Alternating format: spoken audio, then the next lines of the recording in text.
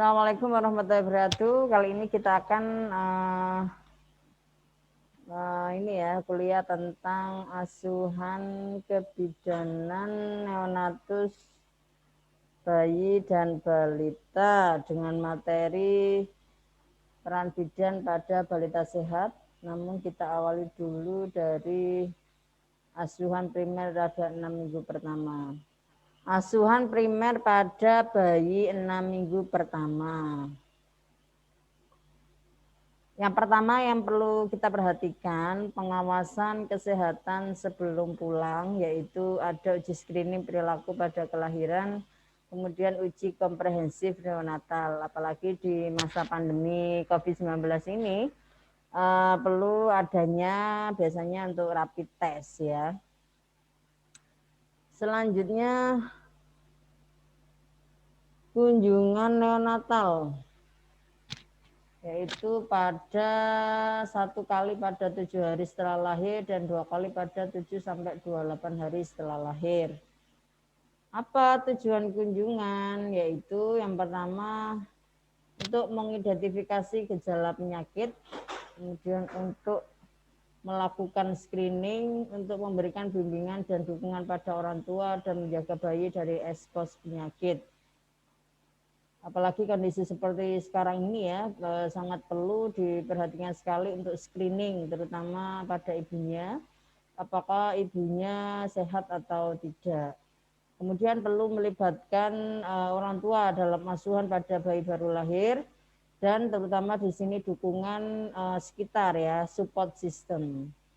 Kemudian yang keempat, menjaga bayi dari ekspos penyakit ya, sebaiknya bayi jangan dibawa kemana-mana ya, kemudian batasi orang yang akan bertemu, jadi cukup keluarga saja.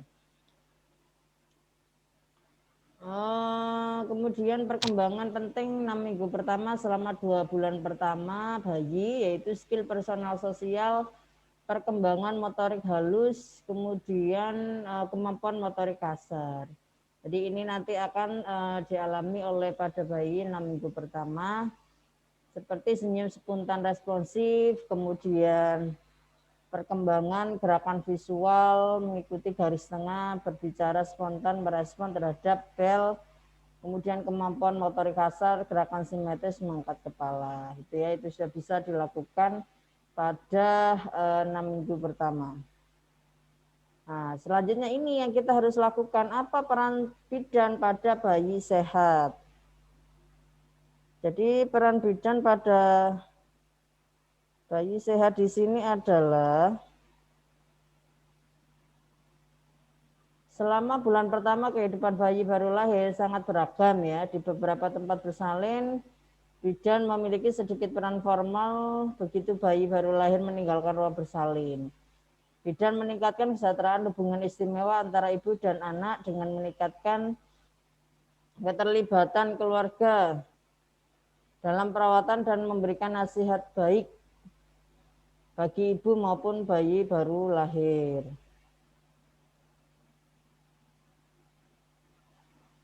Nah, ini yang perlu kita perhatikan, yaitu hubungan baik ya yang kita lakukan di sini, yaitu menjaga agar jangan sampai ibu itu sampai terjadi nanti postpartum blues ya, kemudian baby blues, karena apa? Kurangnya keterlibatan keluarga. Artinya ibu merasa ibunya sendiri yang harus bekerja, kemudian merawat bayinya. Nah, di sini yang perlu diperhatikan bidannya, yaitu bisa meningkatkan kesejahteraan hubungan istimewa antara ibu dan anak. Selanjutnya, meningkatkan keterlibatan keluarga dalam perawatan dan memberikan nasihat baik bagi ibu maupun bagi bayi baru lahir. Nah, ini ya perkembangan psikologi ya, makanya kita harus tahu juga di sini. Itu lapo kok ngene, Mas. Mas, kok ngene lapo? Perkembangan psikologi bayi dini, bulan pertama kelahiran.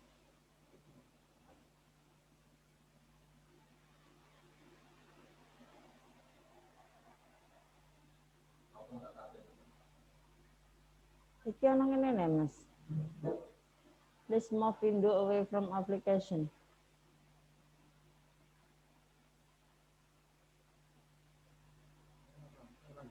Lanjut aja siapa ya? Yang perlu diperhatikan yaitu perkembangan psikologi bayi dini, yaitu bulan pertama kelahiran, hubungan akrab bayi dan ibunya, ya. Artinya apa di sini ya? Bulan pertama kelahiran, hubungan akrab bayi dan ibunya, yaitu rakyat ya Mas, ini ya Mas. Itu nah tulisannya itu loh tulisannya. Nah, hilang mau mana? Nah kok piye malu itu rekam? Ini dondi. Masih. Oh itu loh. Enggak tak? Nah, kita lanjutkan kembali ya.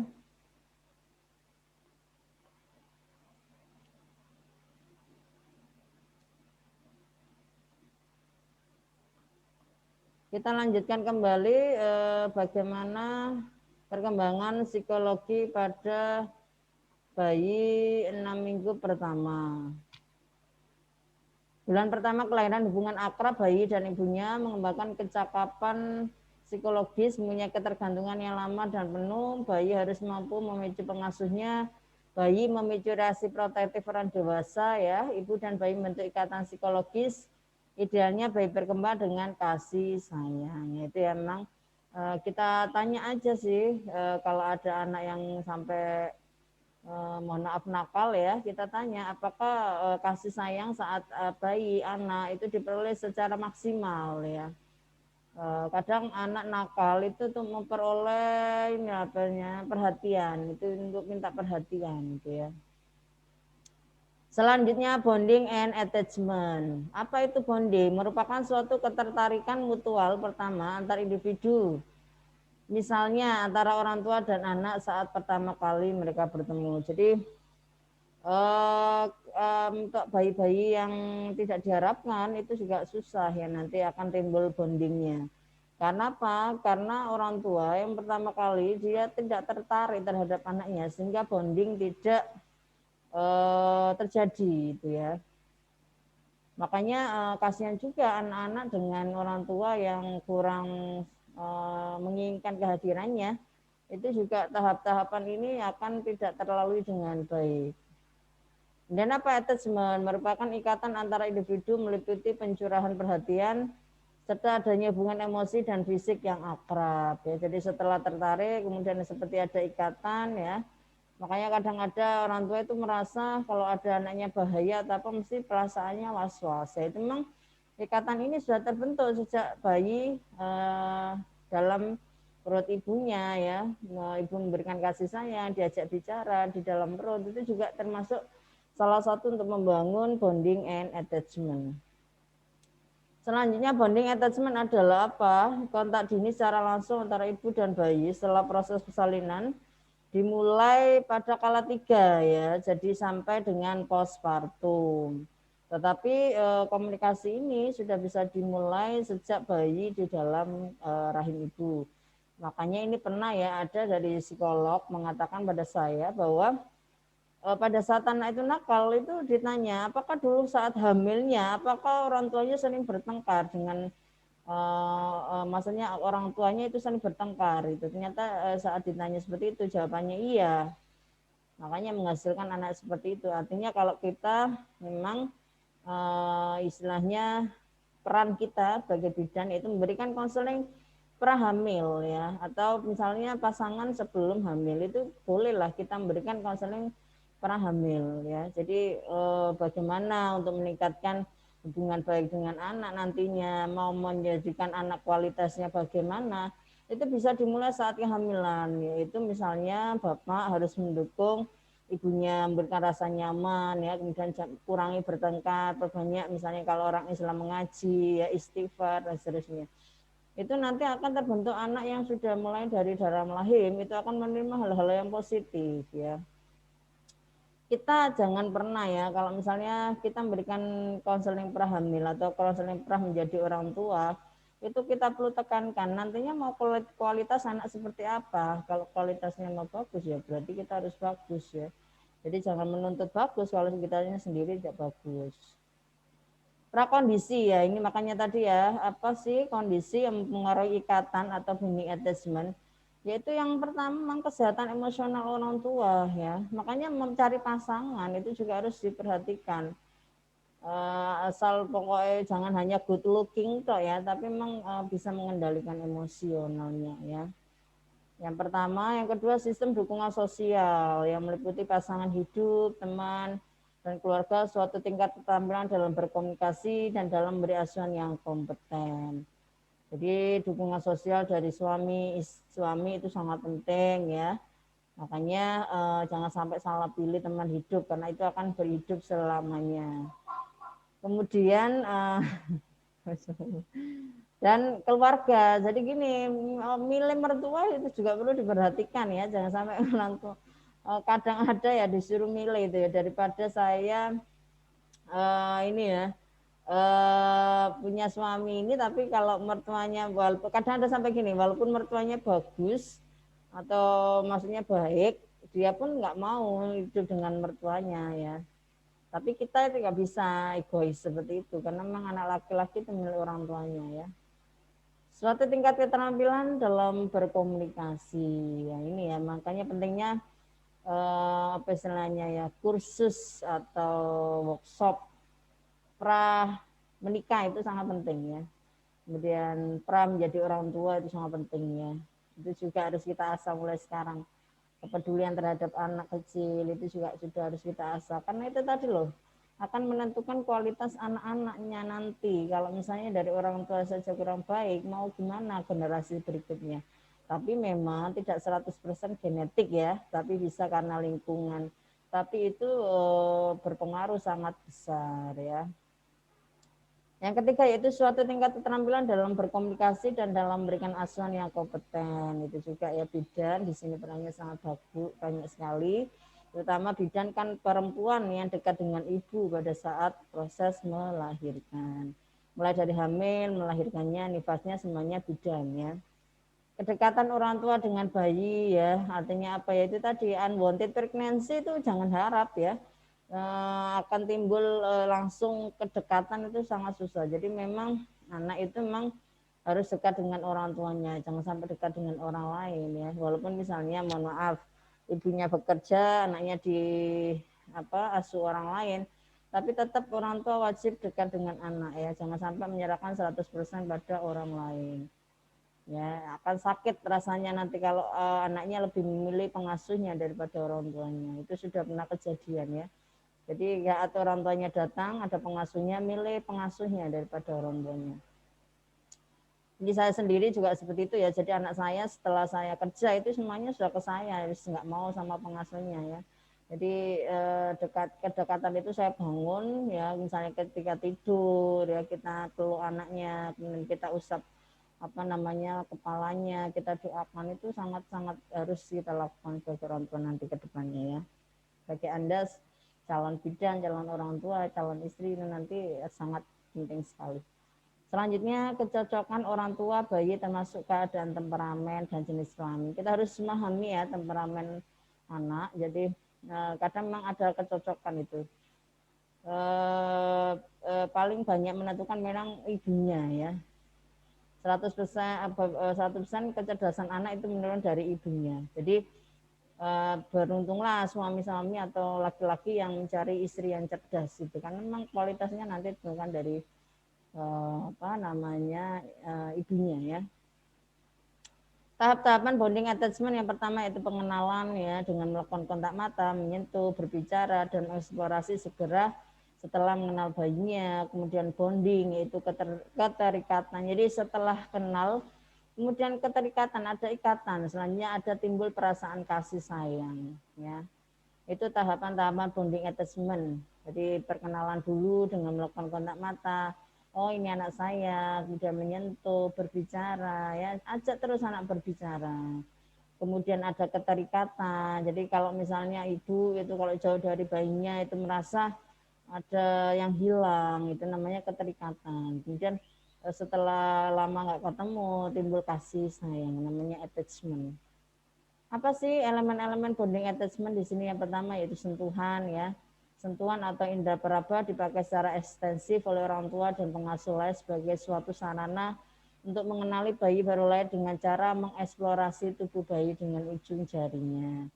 Ya, sentuhan di sini bukan yang ini ya, perilaku menyimpang ya, artinya memang sentuhan orang tua kepada ibunya itu ya halus ya, kemudian menyentuh bayinya, kemudian mengeksplorasi tubuh bayi dengan ujung jarinya, diusap-usap pipinya, gitu hidungnya itu ya, atau mungkin melakukan pijat bayi dengan sentuhan yang lembut, itu salah satu akan meningkatkan bonding attachment.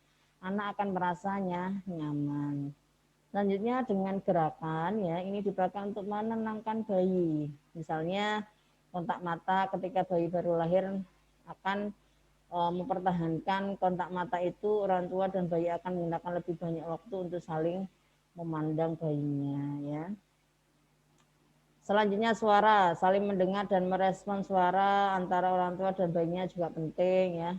Bayi akan menjadi tenang dan berpaling ke arah orang tua mereka saat orang tua berbicara. Itu kalau sudah pernah ya, misalnya saya pulang kerja ada suara gitu aja bisa berpaling gitu ya, sudah mengenali suara orang tuanya ya. Selanjutnya aroma ya, perilaku lain yang terjalin antara orang tua dan bayi ialah respon terhadap aroma atau bau masing-masing. Jadi kadang bayi itu melakukan IMD, inisiasi menyusu dini, itu disesuaikan dengan aroma ini tubuh ibunya ya, karena aroma ini apa ketuban ya, makanya pada telapak tangan itu tidak usah dikeringkan. Jadi itu nanti sebagai media untuk membawa baunya itu sama dengan bau ASI gitu ya. Makanya pakai insting, itu makanya dari aroma. Sedangkan bayi belajar dengan cepat untuk membedakan aroma susu ibunya ya. Jadi nanti pada saat inisiasi menyusui dini, bayi ditaruh di atas perut ibunya, kemudian bayi akan mencari puting susu ibunya, dan itu tangannya itu sambil membau ya, ini ya semirip iki ya, kemudian dicari itu ya. Selanjutnya entertainment.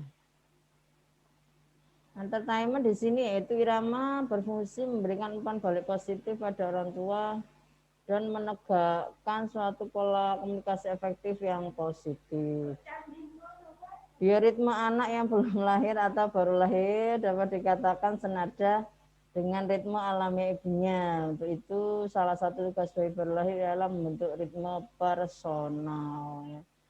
Jadi sejak di dalam perut ibu itu sering didengarkan misalnya mengaji ya, kemudian ada musik klasik gitu ya, karena akan menghasilkan ini ya ritme yang alami ya, ritme yang enak ya, kemudian ini nanti akan membentuk ritme personal, jadi akan bisa mempengaruhi pribadi anaknya ya.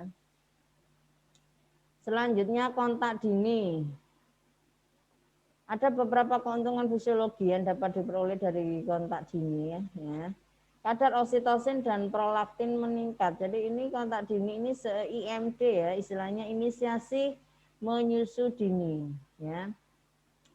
Ada beberapa keuntungan fisiologi yang dapat diperoleh dari kontak dini. Yang pertama, kadar oksitosin dan prolaktin meningkat.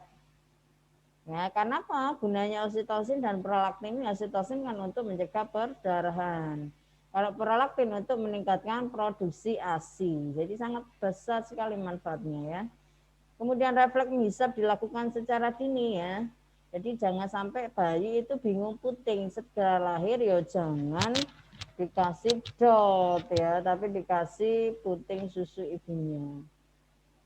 Jangan salahkan bayinya kalau nggak mau menyusui ibunya, karena memangnya dikenalkan pertama kali bukan puting susu tapi dot ya.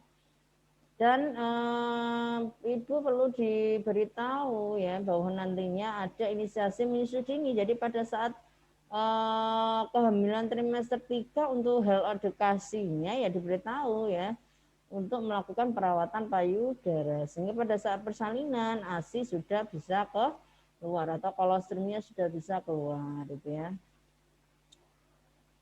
Jadi tidak ada alasan, oh saya nggak metu sama sekali nih ininya apa ASINya karena nggak tahu cuma berapa bulan. Nah itu karena memang psikologis ibunya juga perlu dipertanyakan karena memang ada keinginan Anda untuk menyusui ya, atau mungkin ibunya terlalu ambisius untuk bisa menyusui sehingga nanti stres, kepikiran, itu juga bisa menurunkan produksi ASI karena memang semuanya ini dipengaruhi oleh hipofisis anterior ya, pituitaria ya, jadi adanya di otak.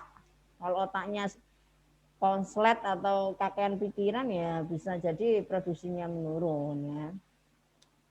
Kemudian pembentukan kekebalan aktif dimulai ya. Jadi ini sudah mulai ada imunisasi aktif diperoleh dari ibunya ya melalui ASI ya. Mempercepat proses ikatan antara orang tua dan anak. Kemudian ada kehangatan tubuh ya, iya karena akan di ini ya. Jadi gini, untuk proses pemberian ASI itu atau IMD itu ya, kalau misalnya tubuh bayinya itu hangat ya atau panas lah misalnya, jadi itu suhu tubuh ibu akan turun beberapa derajat Celcius biar menjadi dingin, biar untuk menyerap panas dari tubuh ibunya, tubuh bayinya ya. Proses perpindahan panas itu melalui apa bersentuhan langsung dengan benda yang dingin ya.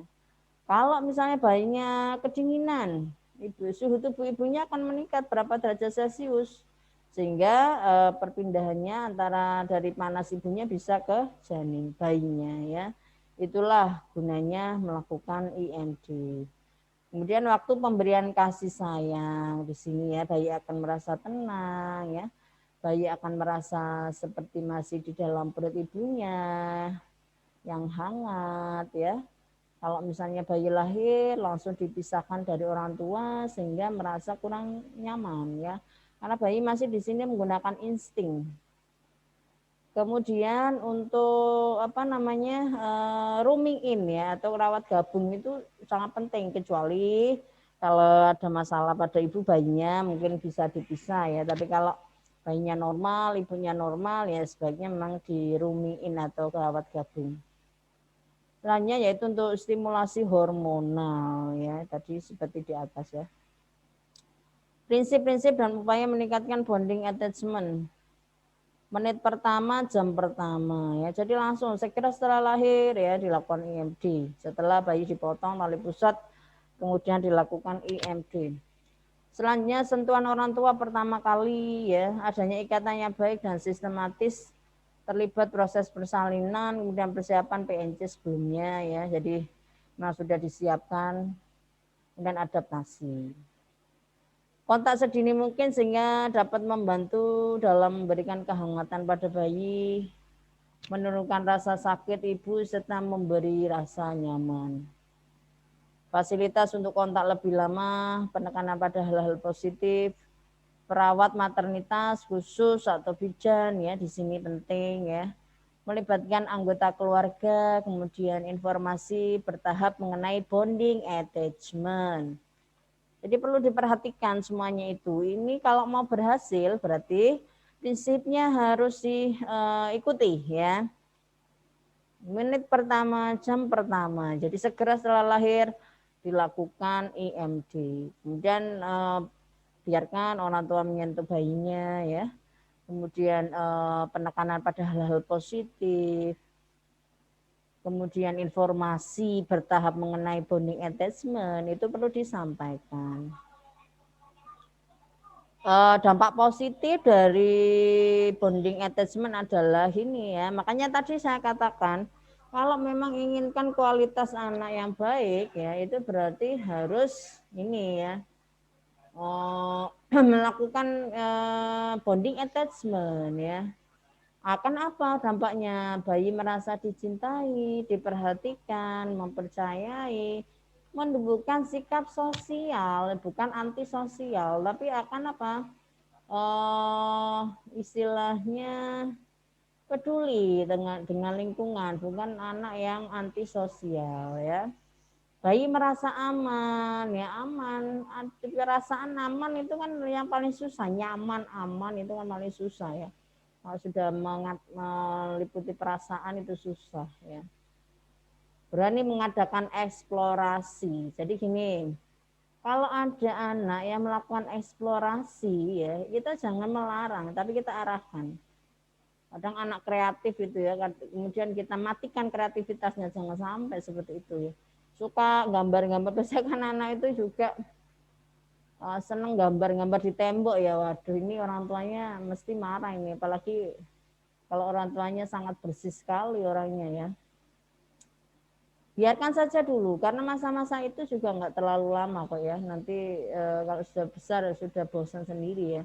Artinya kalau kita memang melihat anak seperti itu, kita kasih media khusus di tempat khusus ya, kita kasih papan biar dia coret-coret di situ. Jadi rumah tetap bersih, kemudian kreativitas anak tetap jalan terus ya, kita tidak mudah emosi. Itu memang, apalagi kalau anak laki-laki ya. Nah, laki-laki itu memang sukanya ini ya, permainan eksplorasi, lari-lari dan seterusnya itu ya. Hambatannya apa? Yaitu kurangnya support system, ibu dengan resiko ya, resiko misalnya setelah lahir ibunya tidak harus ada perawatan lagi, bayinya juga masih ada perawatan lagi, nah, atau kehadiran bayi yang tidak diinginkan atau unwanted pregnancy. Untuk materi ini ya, kita bahas selanjutnya di pertemuan yang kedua. Nanti saya berikan materinya dulu, kalian pelajari ya. Jadi jangan sampai Anda tidak mengerti apa yang saya sampaikan. Kalau kurang mengerti bisa ditanyakan. Jadi saya terbuka sekali untuk bertanya. Kalau ada waktu mesti saya jawab gitu ya. Boleh di WA terus bolak-balik boleh. Kalau ada pertanyaan bisa langsung ditulis di WA ya. Saya kira itu saja yang saya dapat saya sampaikan. Kurang lebihnya saya mohon maaf. Saya akhiri dulu. Wassalamualaikum warahmatullahi wabarakatuh.